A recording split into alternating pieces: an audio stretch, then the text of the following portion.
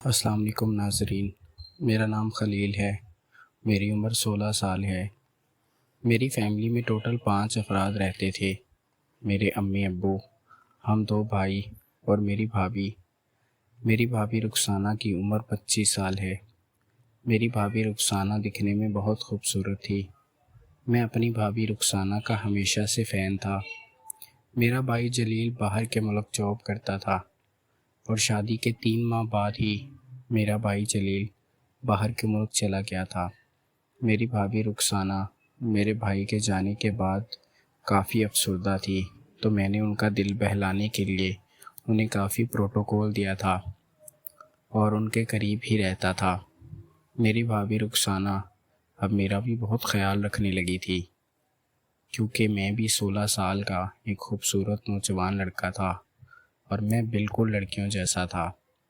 ابھی میری داڑھی مونچھ نہیں آئی تھی اور جو بھی لڑکیاں مجھے دیکھتی لڑکی ہی سمجھتی تھی، کیونکہ میں خوبصورتی میں بہت آگے تھا اور بہت سی لڑکیاں میرے اوپر جان بھی دیتی تھی، لیکن میں نے کسی بھی لڑکی کے ساتھ ابھی تک کوئی کام نہیں ڈالا تھا، اس لیے میں ایک نیک لڑکا تھا۔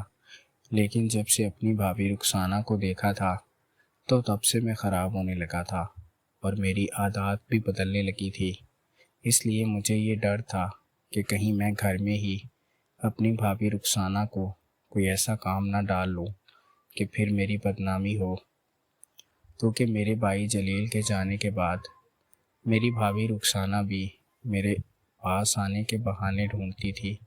کسی نہ کسی بہانے میرے کمرے میں آ جاتی اور میرے ساتھ کافی گپ شپ لگاتی۔ میں بھابھی رخسانہ کو کافی ڈانٹ دیتا تھا کہ رخسانہ بھابھی، آپ زیادہ دیر اپنے کمرے میں رہا کرو۔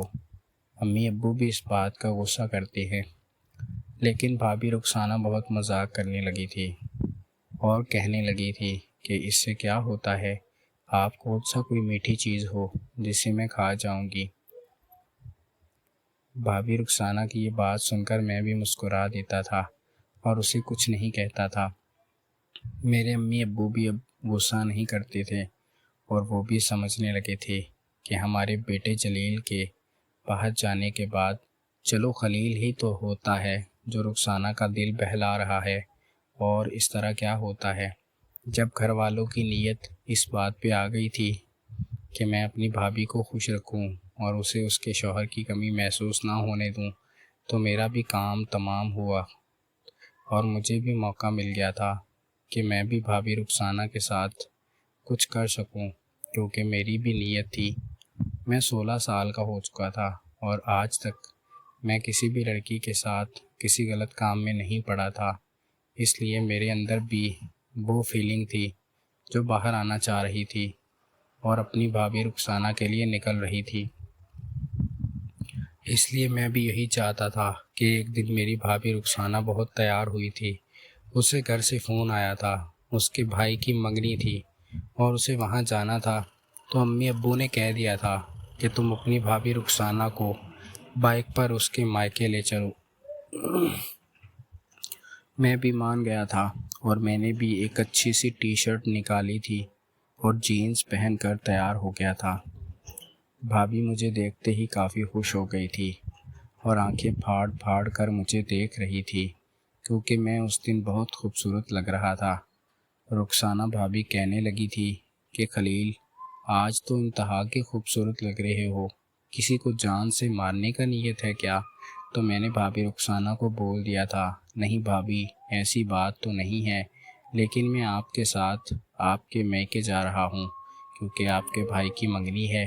تو بھابھی بھی خوش ہو گئی تھی اور کہنے لگی تھی، چلو پھر بائک پر اکٹھے چلتے ہیں۔ ہم بائک نکال کر بھابھی کے مائکے کی طرف چل دیے تھے۔